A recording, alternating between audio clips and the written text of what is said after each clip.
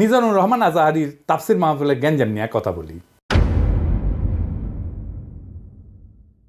সিলেটে যেভাবে মিজানুর রহমান আজাহারির ওয়াজের শেষে হট্টগোল করে বন্ধ করে দেওয়া হয়েছে, তাতে আমি হতবাক এবং ক্ষুব্ধ। শুনেন তার কথা, শুনেন শেষ দিকের কথা। এই জায়গাটাতে এরকম কেন হইলো? শুরুতে তো এটা ছিল না। এখন আইন শৃঙ্খলা বাহিনী তোমাদের সাথে লাঠি চার্জ করবে, ধাক্কাধাক্কি করবে, তোমরা আমার সাথে এটা হবে এরকম? তোমরা তো ব্যথা পাবা তো। বসো না, সবাই বসতে পারলে তোমাদের কি? বসো। এটা আমি এখন পরিকল্পিত কিছু হতে পারে এই ধারণাও করতে হবে আমাদের। লক্ষ লক্ষ মানুষ বসে আছে, তোমরা একটু শান্ত হবে না? হ্যাঁ, বসো। আর 2 মিনিট একটু কোঅপারেট করো। 2 মিনিট একটু কোঅপারেট করো। জি পুলিশ ভাইরা, হ্যাঁ আস্তে আস্তে, জি বসে যাবে। হ্যাঁ ঠিক আছে, 2 মিনিট। এই বিভাগে আমার আর আসা হবে না, আমি একবারই তো আসলাম। সো যা বলার তো আমি এখনই বলতে হবে, এমন না যে আমি আবার সুনামগঞ্জে আসবো, হবিগঞ্জে আসবো। খুবই গুরুত্বপূর্ণ কয়েকটা কথা আমি রাখবো তোমাদের সামনে। বসো, শেষ করে দিব। এই তো আর 10 মিনিট সময় আছে আমার হাতে। বসো। মাশাআল্লাহ, এই ঠিক আছে। আমি কলে এখানে এক বিশাল ষড়যন্ত্রের গন্ধ পাইতেছি। ঘটনা ছোট, রাজনৈতিক গুরুত্ব অপরিসীম। আজারি সাহেব নিজেই কইছে যে সামান্য জায়গাটা অল্প কিছু লোকে কাজটা করেছে। শুনেন, পুরো লক্ষ লক্ষ মানুষ, আমি তো দেখতে পাচ্ছি কত লক্ষ লোক হয়েছে। একটা জায়গায় কোনো সমস্যা নাই। এখানে কয়েকশো ছেলে পেলে এই ধাক্কা ধাক্কি, না নিজে শুনতে পারতেছো, না অন্যকে শুনতে দিচ্ছ, না আমাকে বলতে দিচ্ছ। কি করতেছো তোমরা? এগুলো কি করতেছো? আমি আজকে just as a gesture of goodwill, আমি নামটা কইলাম না কে করিছে, কয়া দিব কিন্তু কে করিছে এইটা। এই হট্টগোল হয়ে কেন সুষ্ঠুভাবে শেষ করতে পারলেন না তাফসির মাহফিল আজারি সাহেব? কারণ বিএনপি নেতারা প্রকাশ্যে বলিছে মাহফিলে আজারি সাহেব হেস্তনেস্ত শিকার হবে, এটা কইছে বিএনপি নেতা। সত্যি কথা, আমি ব্যানে করছি না। এই যে শুনেন, রহমান আজারি বক্তব্য রাখে বিএনপির বিপক্ষে, এত সাহস সে কোথায় পায়? আপনি এই জামাতের পক্ষে কথা বন্ধ করেন, নাহলে দেশের মানুষ যেভাবে আপনার এই যে মাহফিল করে, মাহফিলে কিন্তু আপনি হ্যাস্ত শিকার হবেন এই মুসলিম লীগের কারণে। কারণ এই মুসলিম লীগ কিন্তু বিএনপিকে পছন্দ করে, এই মুসলিম লীগ কিন্তু অন্য সংগঠনকে পছন্দ করে। কিন্তু আল্লাহর নামে স্লোগান দিয়ে, ধর্মের কথা বলে, মাথায় টুপি লাগিয়ে, পাঞ্জাবি পরে বিএনপিকে বলবেন না আপনি, তাহলে কিন্তু হ্যাস্ত শিকার হবেন। আবার যে কোনো মুহূর্তে কিন্তু আপনি দেশান্তর হতে পারেন। ঠিক তার পরদিন এই ঘটনা ঘটলো। তার আগে তো অনেক নেতা, রিজভী ভাই তার সহকর্মীদের তাতায় রাখছে। এখন আজারির উপর কেন বিএনপি বিলা? দুইটা কারণে। এক, বিএনপির তো জমায়েত করতে টাকা খরচা হয়, এমন কোনো বক্তা নাই যার বক্তৃতা শোনার জন্য লাখে লাখে মানুষ যাবে। খালেদা জিয়া বা তারেক রহমান আসলে যাইতে পারে, কিন্তু দেশে আছে এমন কোন নেতার বক্তব্য শুনতে এখন আর যাবে না লাখে লাখে লোক। আর আজহারীর বক্তব্য শোনার জন্য স্মরণকালের সর্ববৃহৎ সভা হচ্ছে, যেটি যাচ্ছে সেটি হচ্ছে। এটা গা টাটাইতেছে বিএনপির। জনসমাগম মানে ক্ষমতা, বুঝছাও?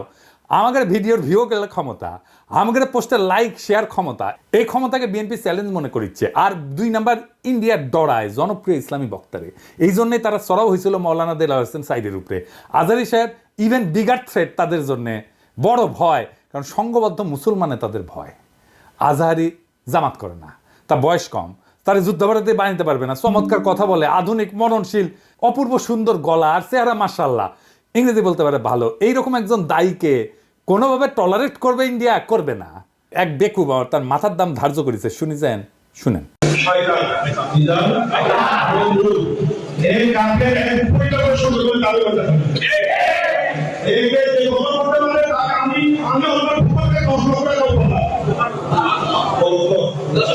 দেখেছেন তার জানের উপরে উঠে গেছে।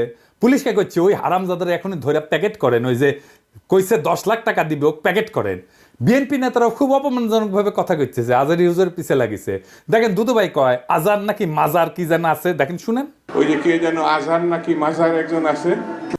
দুদু ভাই, আপনারা যে বিএনপির দুদু বলে এটা জানেন? হ্যাঁ, দুদু বুকের দুদু নাম বিকৃত করেন কে? বেদবি কুটি থেকে শিখেছেন? আপনার কর্মী আপনার কথা না শুনে আজারি হুজুরের কথা শুনবি? এটা জানেন না তো? কর্মীর সাথে তো যোগাযোগ নাই, জিজ্ঞেস করে দেখেন। আজহারী হুজুরের নাম শুনলে কয়বার সালাম দেয় একটু শুনেন আর আপনার পিছে যে কি কয় শুনেন। নিজেরা বেশি হারকুলিস ভাবেন না, বুঝছেন? ওগুলোর দিন বাগে খেয়েছে। আওয়ামী লীগ আমলে ওয়াজে এসে আওয়ামী লীগ নেতারা চড়াও হইতো না, দেখেছেন না? চড়াও হইতো না। এখন বিএনপি নেতারা চড়াও হচ্ছে। এই যে দেখেন, এটা আমার শহরে বগুড়ায় মাওলানা বজরুল রশিদ মিয়া, আমি কলে খুব পছন্দ করি, খুব চমৎকার একজন আলেম, কলে খুব সুন্দর ওয়াজ করেন, উনার উপরে চড়াও হয়েছে, মিজাজ খারাপ হয়ে গেছে দেখে। আর চড়াও হয়েছে কে? আওয়ামী লীগের পান্ডা মোহনের ভাই বিএনপি নেতা বাদশা, দুই ভাই দুই দল করে, এক ভাই আওয়ামী লীগ এক ভাই বিএনপি।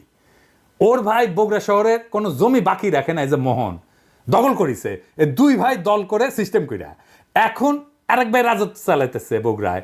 এটা আগা পাঁচতলা দুর্বৃত্ত ফ্যামিলি। শোনেন কি করিছে। কিসের বাসো ভাই, আমরা আমার দেশে থাকি না। আমরা দেশে থাকি না। হ্যাঁ ঠিক আছে। আপনি বলেন কেন যে আল্লাহ আকবার একবারই তো ছাড় দেয় না? আমাদের প্রত্যেকটা এই প্রোগ্রামে দেখো না। না এই জায়গাতে আমি কি বুঝতে পারছি চাকে শোনেন, না না, এখানে যে কোরআন শরীফ তেলাওয়াত হলো একবারই দিছে আল্লাহ আকবার, হাম্মাম করে আর দেয়নি, এটা ঠিক না। তার মানে দিছে তো না, তার মানে দেয়নি, দিছে তো। একবার দেখ 10 বার দেখ দিছে। আপনারা কোন আওয়ামী লীগের মধ্যে দিছে? আপনি তো বললেন একবারই দিছে আর দেয়নি, এটা তো ঠিক না। আমি একটু আমার প্রধান বক্তার সাথে দ্বিধার করেছিলাম যে উনি বলতে চেয়েছিলেন যে একবারই হাম্মাম সাহেব বলছেন, এটা তারপর কি বলছেন আমি এটা আসলে এই করি, যখন বলছে একবার বলেছেন আমি সেটাকে দ্বিধার করেছি। আমরা ইসলাম কারো ব্যক্তিগত সম্পত্তি নয়, ইসলাম সকল মুসলমানের সম্পত্তি। কেউ যদি মনে করে এটা আমার ইসলাম আমার একাধিক আর করো না, এটা তো সঠিক না। যারা ক্ষমতার থাকতে যা করেনি, এরা ক্ষমতার যাওয়ার আগেই তার সাথে বেশি করতেছে। জোরে কোন কথা ঠিক কি না? রাধা বাদশাহ তো আউট হয়ে গেছে। তো মাহফিলে যারা যাবেন, কোন রাজনৈতিক নেতা যদি আলেমের সাথে বেদবি করে না, একেবারে পায়দা ফেলাবেন, পারমিশন দিলাম, আমার নামে যেন কেস দেয়, আমি কয়ে দিছি। আর হুজুরেরা আপনাদের বলি, বেদবি নিয়েন না। আপনারা কোন আক্কেলে এই সমস্ত রাজনৈতিক দুর্বৃত্তদের ওয়াজের মঞ্চে আপনাদের পাশে বসতে দেন? ওদের সেই যোগ্যতা আছে আপনার পাশে বসার? পাবলিকে তো আপনার ওয়াজ শুনবার এসেছেন নাকি? ওই গুলো ক্ষমা দেখবার আসছে, তা তো আসে নাই।